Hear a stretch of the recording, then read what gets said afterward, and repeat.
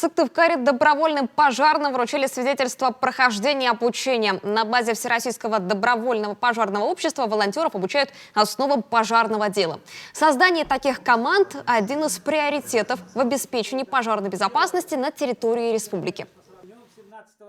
Основная составляющая у Коми-республиканского отделения ВДПО – это социальная направленная деятельность. Она записана в уставе у нас.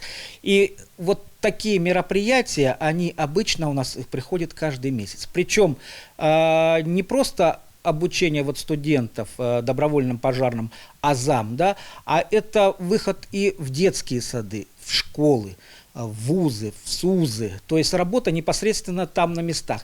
Вот в качестве вот такого обучения оно примерно проходит 2 раза в год. Программа обучения рассчитана на 16 часов. Студенты изучают не только теорию, но и практику. Добровольцев знакомят с современными системами пожарной сигнализации, со средствами пожаротушения и спасения. Объясняют принципы их работы и применения.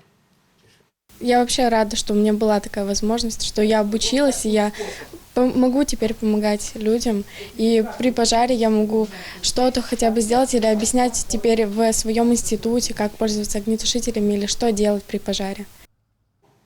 После обучения добровольные пожарные команды привлекают в качестве дополнительной силы при аварийно-спасательных работах. Они проводят большую работу по профилактике пожаров и становятся отличным подспорьем в противостоянии огненной стихии.